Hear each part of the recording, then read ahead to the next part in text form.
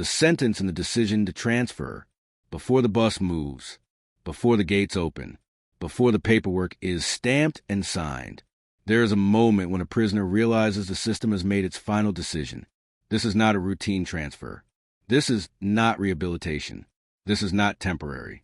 This is Angola Prison. Every year, inmates across Louisiana are quietly moved to a place designed for those the system does not expect to release. There are no announcements, no press releases, no dramatic scenes. Just a name entered into a file, a destination selected, and a journey that changes everything. For most prisoners, incarceration begins with a sentence and a destination. But for a select group, the sentence is only the beginning of a longer, heavier process, one that may end behind the razor wire of Angola. The decision to send an inmate there is not emotional or symbolic. It is administrative, procedural, and deliberate. Yet for the prisoner involved, it often feels final in ways sentencing alone does not. The path toward Angola begins in a courtroom. After conviction, a judge delivers a sentence based on the severity of the crime, prior criminal history, and state sentencing guidelines. Some defendants receive decades behind bars. Others receive life sentences. In Louisiana, many life sentences are literal, life without parole. At that moment, the defendant hears a number, but they do not yet hear a destination. Immediately after sentencing, custody transfers from the court to the state. The inmate is moved into a temporary holding phase, usually in a parish jail or regional intake center. These facilities are not intended for long-term confinement.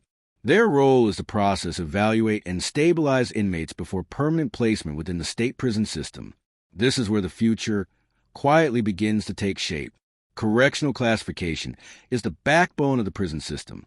It determines where an inmate will live, how closely they will be supervised, and what level of security will surround them every day.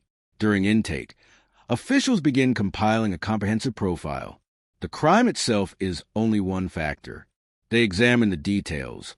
Was the offense violent? Was a weapon used? Was there extreme brutality? They look at prior convictions, documented gang affiliations, disciplinary history in county jail, escape attempts, and behavioral patterns. Psychological assessments are conducted. Medical evaluations are completed. Every report feeds into a risk score. For inmates convicted of serious violent crimes, especially murder, aggravated assault, or crimes involving multiple victims, the system leans heavily toward maximum security placement. Angola exists primarily for this category. It is not simply another prison option. It is a destination reserved for inmates considered too dangerous, too disruptive, or too permanent for lower security institutions. The decision to transfer a prisoner to Angola is never made by a single individual. It moves through layers of review. Classification officers compile recommendations. Facility wardens submit assessments. Department-level administrators evaluate institutional capacity, security concerns, and long-term management needs. Angola's population is carefully controlled. Each transfer must be justified on paper. In some cases, the path to Angola begins after sentencing. In others, it develops over time. An inmate already serving time in another prison can be reclassified due to behavior. Repeated violent incidents, assaults on staff, leadership roles in organized prison gangs, or credible escape attempts can trigger a reassessment. When an inmate is deemed unmanageable or poses an ongoing threat, Angola becomes a solution, not as punishment by name, but as containment in practice. Sentence length also plays a major role. Inmates serving life without parole or extremely long sentences are often considered unsuitable for facilities focused on rehabilitation or eventual reintegration. Angola was historically designed to house inmates expected to die in custody. While reforms have changed some conditions, that foundational purpose still influences who is sent there. When the decision is finalized, the inmate is notified. There is no dramatic announcement, no explanation beyond administrative necessity. Sometimes it comes in a brief conversation with a correctional officer. Sometimes it appears as a line in institutional paperwork. But within prison culture, the meaning is immediate and unmistakable. Angola's reputation precedes it. Long before an inmate ever sees its gates, they know what it represents. Isolation, permanence, a harsher rhythm of life. Many prisoners describe learning about their transfer as more impactful than hearing their sentence. Sentencing is abstract. Angola is concrete. In the days that follow, the system shifts into preparation mode. The inmate is flagged for transfer. Movement is restricted. Property inventories are conducted. Personal items are cataloged, limited, or confiscated according to transport policy. Medical files are reviewed, confirm the inmate is fit to travel. Mental health staff may conduct final assessments, not for comfort, but to evaluate risk during transport. At this point, the inmate has almost no agency. Transfers cannot be appealed in the traditional sense. Legal challenges rarely succeed unless there is a clear procedural violation. Family members are often notified late, sometimes only after the transfer has already taken place. The system prioritizes security and control over transparency. Emotionally, this period is volatile. Some inmates become withdrawn. Others become agitated or unpredictable. For many, Angola represents the end of familiar routines, fragile alliances, and limited freedoms they had learned to navigate. Phone calls become urgent. Letters become final in tone. Some prisoners deliberately cut off contact, knowing access may become more restricted after arrival. Correctional staff approach this phase with caution. Transfers to Angola are treated as high-risk operations. Officers are trained to expect resistance, manipulation, or sudden violence. Supervision tightens. Escorts increase. Inmates are rarely moved alone. Even small routines change. Behind the scenes, logistics are already in motion. Transport routes are planned and kept confidential. Departure times are staggered or undisclosed. Transport teams are selected based on experience. Angola transfers are not routine bus rides. They are security operations designed to eliminate predictability and opportunity. By the end of the stage, the decision is irreversible. The paperwork is complete. The destination is locked in. What began as a courtroom sentence has now evolved into something far more specific and far more permanent. The transfer itself has not yet begun, but mentally, the journey is already underway. The system has decided where this prisoner belongs, and the road to Angola is waiting, preparing a prisoner for Angola transfer. Once the decision to transfer a prisoner to Angola Prison is finalized, the process moves into a phase that is largely invisible to the public but critical to the system: preparation. This stage is not about comfort or transition. It is about control, risk reduction, and ensuring the transfer happens without incident. For correctional authorities, this phase determines whether the journey will be routine or dangerous. Preparation begins quietly. The inmate is flagged in the system, often without explanation beyond a brief notice. From that moment on, the inmate's status changes. Movement within the facility becomes more restricted. Officers are alerted. Schedules are adjusted. The inmate is no longer treated as part of the general population flow, but as a pending transfer case. The first step is administrative verification. Correctional staff confirm the inmate's identity, sentence details, classification level, and transfer authorization. Any discrepancies, incorrect paperwork, missing signatures, outdated evaluations can delay the transfer. Accuracy matters because once transport begins, errors become security risks. Next comes a property inventory. Every inmate is allowed a limited number of personal items. Before transfer, these belongings are carefully cataloged. Items not permitted during transport are confiscated or boxed for later delivery. Legal documents are separated and reviewed. Clothing is inspected. Shoes are checked. Even seemingly harmless objects are scrutinized. Anything that could be altered, hidden, or used as a weapon is removed. For the inmate, this moment is symbolic. Personal property represents control in a system that allows very little of it. Watching items be taken away, sometimes permanently, reinforces the reality that this move is different. The system is tightening its grip. Medical clearance follows. A prisoner cannot be transported without confirmation that they are physically fit to travel. Medical staff review records, check vital signs, and verify medications.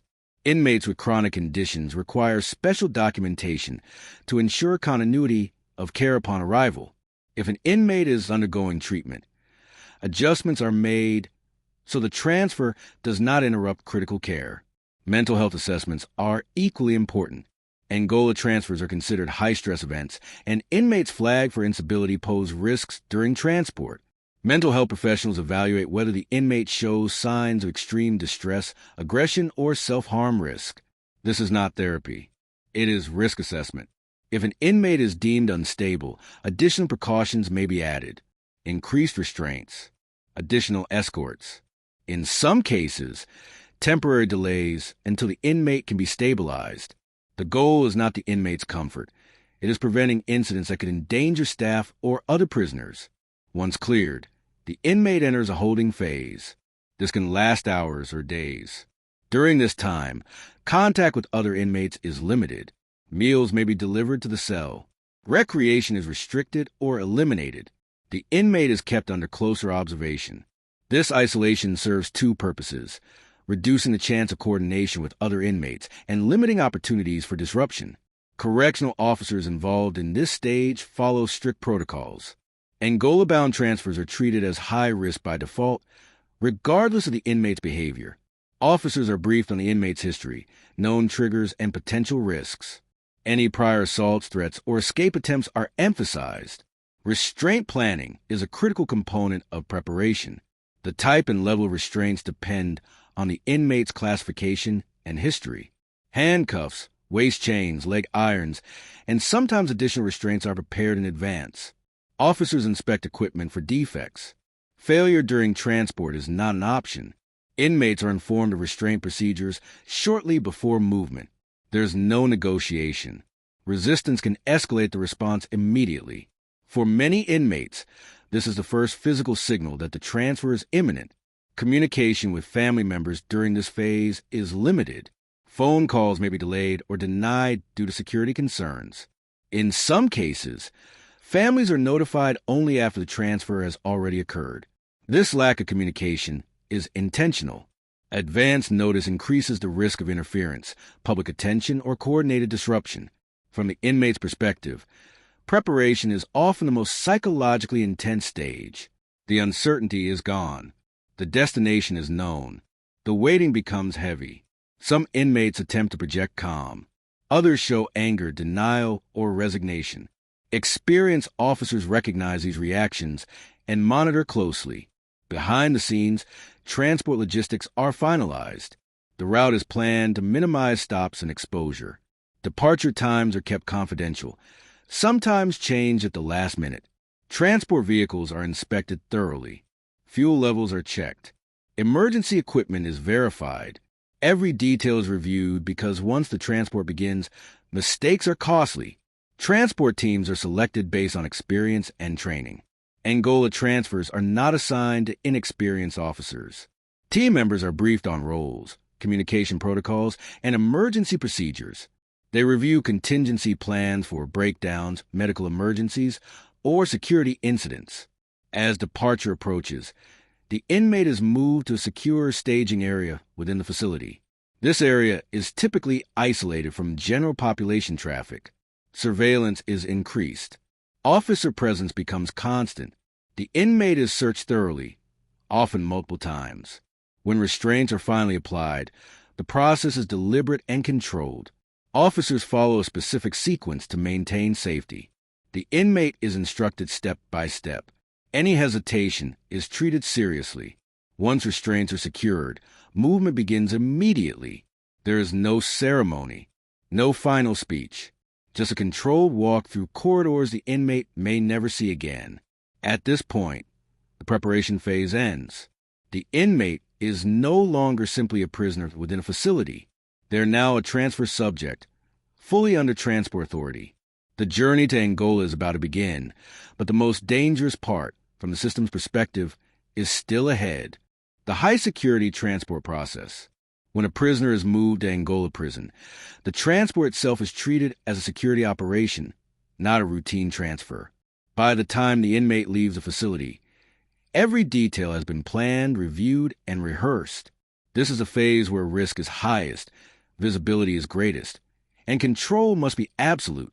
Transport typically begins without warning. Departure times are intentionally unpredictable. Inmates are rarely told when they will leave, until moments before movement begins. This prevents coordination, resistance, or outside interference. Even within the facility, only essential staff are informed. The inmate is escorted from the staging area under constant supervision. At no point are they left alone. Restraints are already in place. Handcuffs secured to a waist chain, leg irons limiting stride. Sometimes additional restraints depending on classification.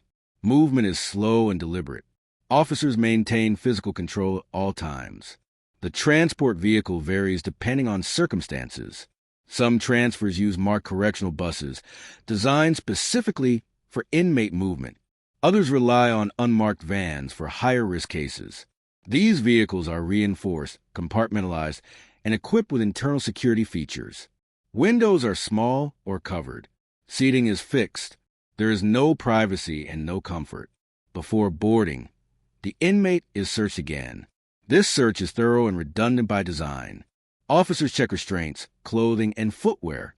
Even small oversights can become serious threats once the vehicle is in motion. Once inside the vehicle, the inmate is secured to a fixed point. Officers take assigned positions. Communication equipment is tested. The vehicle does not move until everything is confirmed.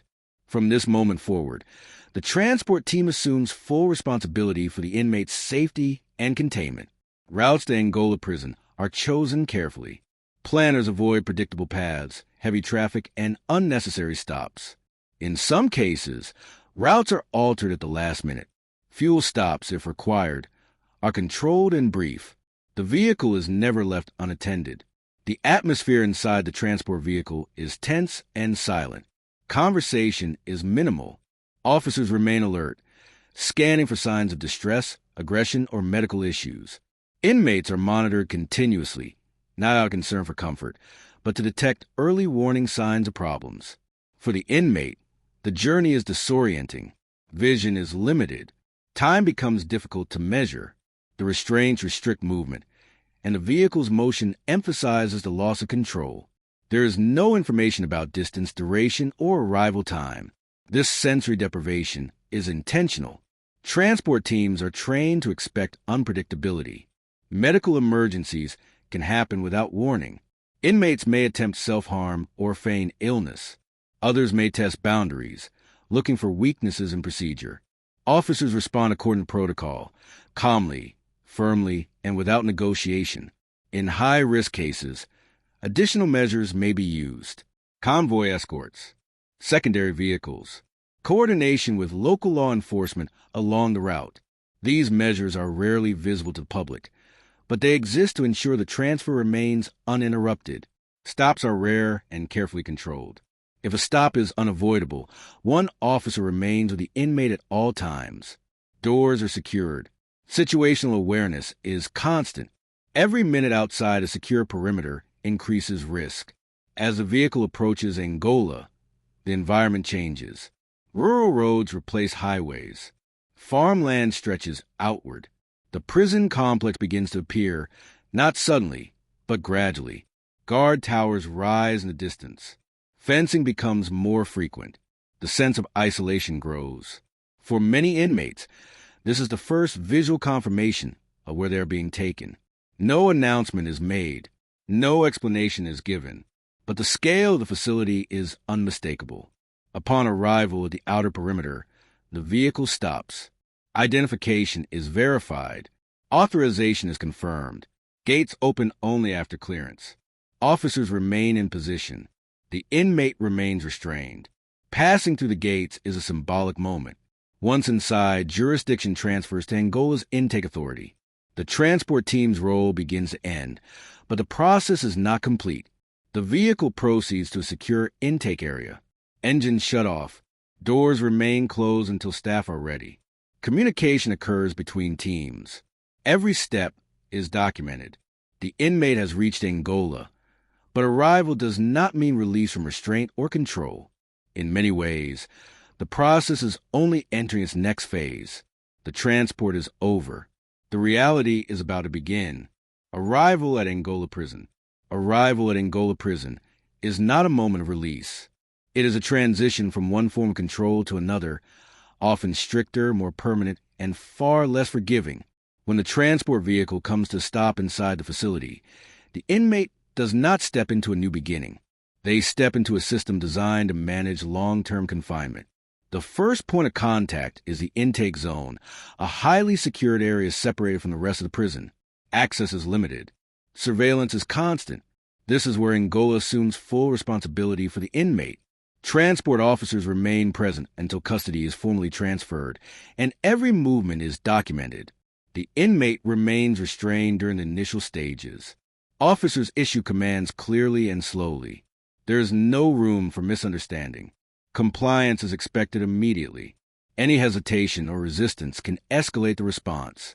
Angola's intake staff are experienced with high-risk arrivals, and procedures are followed without deviation. The first search at Angola is comprehensive. Clothing is removed. Personal items are inventoried again. Even items already cleared during transport are rechecked. This redundancy is intentional. Intake searches are designed to ensure nothing enters a facility that could compromise security. The inmate is provided with institutional clothing and footwear specific to Angola. Identification is confirmed through multiple methods. Photographs are taken. Fingerprints are scanned. Identification numbers are assigned or updated. These records follow the inmate for the duration of their incarceration.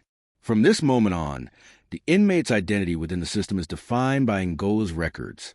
Medical intake follows immediately. Vital signs are taken. Existing conditions are reviewed. Medications are verified and logged. Inmates with ongoing health needs are flagged for follow-up.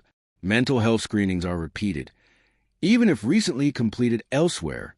Angola does not rely on outside assessments when determining risk within its walls. After medical clearance, the inmate undergoes an initial classification review. While much of the classification work has already been done, Angola reassesses placement based on its own standards. Housing assignments are not permanent at this stage. Inmates may be placed in temporary holding units, while staff observe behavior and evaluate compatibility with the population. During this period, inmates have limited communication. Phone access is restricted or non-existent. Mail privileges may be delayed. This isolation allows staff to assess the inmate without external influence and reduces the risk of coordinated disruption. The physical environment of Angola is immediately apparent. The facility scale is vast. Open land stretches beyond the fences. Watchtowers are visible across the grounds. Movement is slow and controlled. For inmates arriving from smaller or more crowded prisons, the openness can feel unsettling rather than liberating. Staff interactions are formal and minimal. Angola operates on clear authority structures. Orders are given without explanation. Compliance is expected. The culture of the facility is established quickly: routine, discipline, and permanence. For many inmates, the psychological impact of arrival is delayed. Adrenaline from a transfer masks the reality. It is only after the cell door closes, sometimes for the first night, that the weight of the place begins to settle. Sounds are different. The rhythm of the prison is unfamiliar. The sense of finality becomes harder to ignore. Angola houses a population unlike most prisons. A significant portion of inmates are serving life sentences. Many will never leave. This reality shapes the atmosphere. There is less urgency, less movement, and less illusion of progression. Time stretches differently here. Initial housing assignments are conservative. New arrivals are often placed in more controlled units until staff are confident in their behavior. Observation is constant. Reports are filed. Patterns are noted. Angola's administration prioritizes long-term stability over short-term efficiency. Labor assignments, programs, and privileges are not immediate. Inmates must first demonstrate compliance and adaptability. Angola's systems operate on earned access. Nothing is assumed. As night falls on the inmate's first day, the process of transfer reaches a psychological turning point. The journey is complete. The gates are behind them. The routines ahead are not temporary. Angola is no longer a destination on paper. It is now where life will unfold, day by day, year by year. Intake, classification, and the first days inside. Once the gates close behind a newly arrived inmate at Angola Prison, the transfer is officially complete. But the adjustment has only begun. The first days inside Angola are designed to do one thing above all else: establish control, observe behavior, and determine where an inmate fits within a prison built for long-term confinement. The intake phase continues well beyond initial arrival procedures. While identification, searches, and medical screenings happen quickly, classification in Angola is deliberate and ongoing. The prison does not rush placement decisions. Every new inmate is treated as an unknown variable until proven otherwise. During the first several days, inmates are typically housed in temporary or intake units. These areas are more controlled than general population housing. Movement is limited. Interaction with other inmates is carefully managed. Staff monitor behavior constantly, documenting how the inmate responds to authority, routine, and confinement. Classification officers review the inmate's full file again: crime details, sentence length, disciplinary history, gang affiliations, medical needs, and psychological evaluations. Even inmates who arrive with extensive documentation are reassessed. Angola operates on the assumption that behavior can change depending on environment, and no outside facilities' conclusions are accepted without confirmation. Sentence length plays a major role in these decisions. Inmates serving life sentences or decades-long terms are classified differently from those with parole eligibility. Angola's population includes a large number of prisoners who are expected to remain incarcerated for the rest of their lives. This reality shapes how housing, labor, and privileges are assigned. Security level is another determining factor. Maximum security inmates are placed in housing units designed to minimize movement and reduce contact. Others may eventually be assigned to work camps or labor units, but only after a period of observation. Angola does not grant access quickly. Trust is built slowly, if at all. The first days are marked by routine and silence. Meals are scheduled and controlled. Recreation time, if allowed, is brief and supervised. Inmates learn the rhythms of count times, inspections, and movement restrictions. Rules are enforced strictly, not to intimidate, but to establish predictability. In a prison the size of Angola, consistency is essential to control. Communication during this period is minimal. Phone access is often delayed until intake processing is complete. Male privileges may be limited at first. This isolation is intentional. It allows staff to evaluate inmates without external pressure and gives the inmate time to adjust to the environment without distractions. For many inmates, this isolation is the hardest part. The adrenaline of transfer has faded. The reality of arrival sets in slowly. Days feel longer. The vastness of the facility becomes more apparent. Angola does not feel crowded in the same way other prisons do. It feels permanent. Psychologically, inmates respond in different ways. Some become withdrawn, focusing inward as they process the permanence of their situation. Others attempt to assert themselves early, testing boundaries or attempting to establish status. Angola staff are trained to recognize these behaviors and respond decisively. Any disciplinary issues during this phase are taken seriously. Infractions can delay classification, restrict privileges, or result in placement in more restrictive housing. Angola prioritizes stability, and inmates who disrupt that stability early are flagged quickly. Medical and mental health follow-ups continue throughout the first weeks. Chronic conditions are monitored. Medications are adjusted if necessary. Mental health staff observe for signs of depression, aggression, or self-harm risk. Angola's population includes inmates who have spent decades incarcerated, and the facility is accustomed to managing long-term psychological strain. As classification progresses, housing assignments are finalized. Some inmates are placed in cell blocks. Others are assigned to dormitory-style housing, depending on security level and behavior. These assignments are not guarantees. Reclassification can occur at any time based on conduct. Labor assignments are introduced gradually. Angola's prison farm structure means work is central to daily life. However, not all inmates are immediately eligible. New arrivals must demonstrate compliance and reliability before being assigned to work details. For some, work becomes a way to structure time. For others, it reinforces the reality of permanent confinement. Interaction with other inmates increases slowly. Prison culture at Angola is shaped by its long-term population. Many inmates have lived there for decades. Hierarchies exist, but they are often quieter and more rigid than in short-term facilities. New arrivals are watched closely, not just by staff, but by inmates who understand the rules of survival inside Angola. The first nights inside Angola are often the most revealing. With no movement and limited distractions, inmates are left alone with their thoughts. The sound of the facility, the distant calls, the closing of doors, the rhythm of routine replace the noise of the outside world. For many, this is when the finality truly settles in. There are no dramatic moments, no sudden realizations, just a slow understanding that life has changed permanently. Angola does not rush inmates into acceptance. It allows the environment to do the work. Over days and weeks, routines become familiar. Expectations become clear. The prison structure leaves little room for illusion. By the end of the intake and classification period, the inmate is no longer a recent arrival. They are part of Angola's system, assigned, documented, observed, and controlled. The transfer is complete in every sense. What remains is the long reality of life inside a prison built not for temporary punishment, but for permanent confinement. Life after transfer. Why Angola is different. Life after transfer to Angola Prison is defined less by dramatic events and more by permanence. Unlike many correctional facilities designed around turnover, parole, or eventual release, Angola operates on a different assumption. Most of the men who arrive here will spend the rest of their lives inside its fences.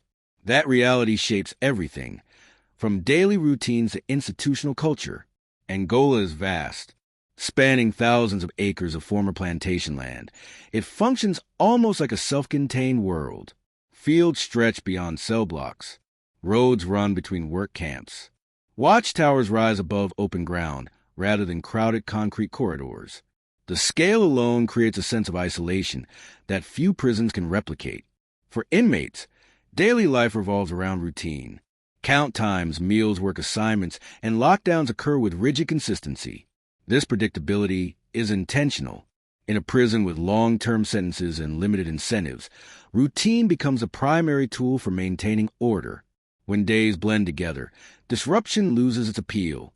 Work plays a central role in Angola's structure. Many inmates are assigned to agricultural labor, maintenance, or institutional jobs. For some, work provides a sense of purpose and a way to structure time.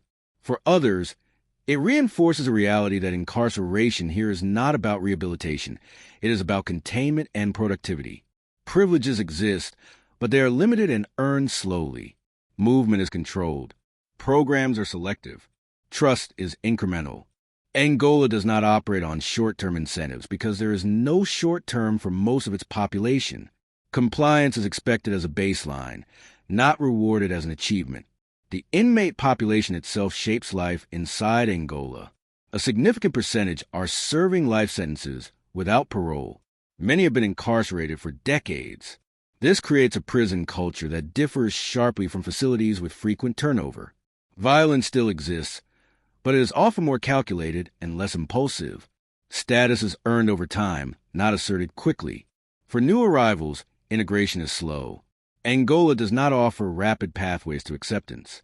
Inmates must learn the unspoken rules: when to speak, when to remain silent, how to navigate shared spaces, and how to avoid conflict. Mistakes carry consequences, both from staff and other inmates. Relationships with correctional officers are formal and distant. Angola staff are trained for long-term management, not constant crisis response. Orders are given clearly and enforced consistently. Familiarity is limited. Authority is maintained through routine rather than force. Time behaves differently at Angola. Without parole hearings or release dates to anticipate, inmates measure life in smaller units: weeks, seasons, years of routine. The absence of milestones alters perception. For many, the goal is no longer freedom, but stability. Programs do exist: educational opportunities, faith-based initiatives, and limited vocational training. However, participation does not promise release. These programs are often about improving quality of life rather than preparing for reentry. Angola's system acknowledges what many prisons avoid: the reality that not everyone will return to society. Psychologically, this permanence has a profound impact. Some inmates adapt by accepting their environment fully. Others withdraw. Mental health services are present. But the strain of long-term confinement is constant. Angola is not a place of transformation for everyone. For many, it is simply where time passes. The surrounding farmland reinforces a sense of separation. Angola is geographically isolated, making visitation difficult for families. Distance reduces contact with the outside world, deepening the sense of finality. For some inmates, years pass between visits. For others, contact disappears entirely. What makes Angola different is not just its size or history. It is its purpose. It is a facility built to manage permanence, not transition. Every system inside it reflects that goal. There is no illusion of temporary punishment. There is only life inside the fence. For those transferred here, the journey does not end with arrival or intake. It ends with acceptance of routine, of confinement, of a future defined by repetition rather than release. Angola does not announce this reality. It enforces it quietly, daily, and without exception. The transfer to Angola Prison is not just a movement from one facility to another. It is a decision made by the system, carefully, deliberately, and with long-term consequences. From the courtroom sentence to the final intake, every step is designed to reduce risk, enforce control, and place individuals where the state believes they will remain. For the prisoners sent there, Angola represents permanence, a place where time is measured in routines rather than release dates, where life continues, but always within boundaries that do not move. The process is quiet, methodical, and largely unseen by the public, but its impact lasts a lifetime. Understanding how these transfers work is not about sensationalism. It is about seeing the reality of how the American prison system manages those it considers most dangerous, most permanent, and most difficult to contain. Thanks for watching. Like, share, and subscribe.